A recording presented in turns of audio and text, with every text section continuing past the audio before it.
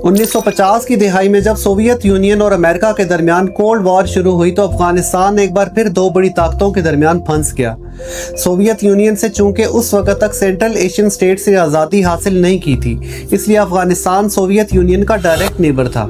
अब Soviet union यानी Russia को यह डर था कि कहीं अफगानिस्तान अमेरिका के अलायंस में शामिल होकर रशिया के मुस्लिम मेजॉरिटी इलाकों में दरअंदाजी ना शुरू कर दे, इसलिए इसने 1979 में अफगानिस्तान पर हमला कर दिया।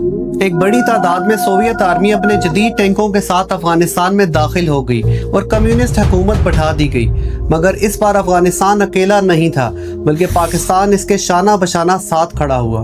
Pakistani chief marshal law administrator general Ziaul हक ने अमेरिका और सऊदी अरब और दीगर ममालिक के साथ मिलकर अफगान मुजाहिदीन की मदद शुरू की, जहाँ तक कि हज़ारों पाकिस्तानी मदारिस के तलबा और कबायली नौजवानों को फौजी तरबियत देकर जिहाद के लिए अफगानिस्तान भेजा गया।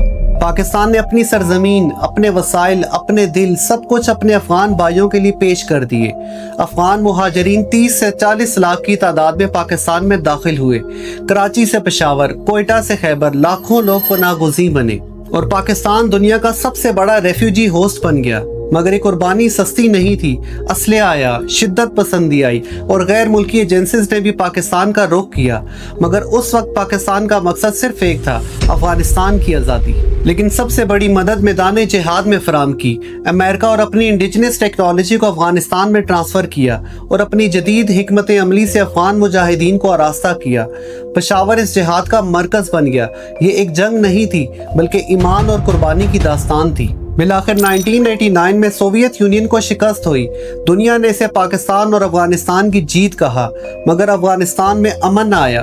ताकत की जंग अंदरूने खाना शुरू हो गई। हर गिरोह दूसरे गिरोह के सामने सफ आरा हुआ। पाकिस्तान चाहता था कि अफगानिस्तान में अमन आए, लेकिन इख्तिलाफात ने बदअमनी मचा दी। एक साल तक खाना जंगी की फिजा कायम रही। आखिरकार कंधार शहर के एक मदरसे के उस्ताद मुल्ला उमर ने अपने मदरसे के शागिर्दों के साथ मिलकर मुख्तलिफ ग्रुप्स के साथ जंग का आगाज किया। फतूहात का सिलसिला चलता रहा, यहाँ तक कि 1996 में काबल को भी अपने कंट्रोल में ले लिया। दुनिया इस पर हैरान रह गई और परेशान भी कि एक मजहबी तबके ने किस तरह अफगानिस्तान का कंट्रोल संभाल लिया। मगर पाकिस्तान ने फिर फराखदिली का मुजाहरा करते हुए तालिबान की हुकूमत को तस्लीम किया। इसके बावजूद कि अमेरिका और वेस्टर्न कंट्रीज इसके सख्त मुखालिफ थे। पाकिस्तान ने अफगानिस्तान में अमन और इस्तेहकाम के लिए तालिबान की हमायत की, ताकि एक मुनज़्ज़म हुकूमत सारे मुल्क को अपने कंट्रोल में ले और मुख्तलिफ ग्रोहों को एक छतरी के नीचे लाया जा सके। मगर वक्त ने दिखाया कि ये फैसला सफारती नहीं बल्कि तारीखी गलती बन गया।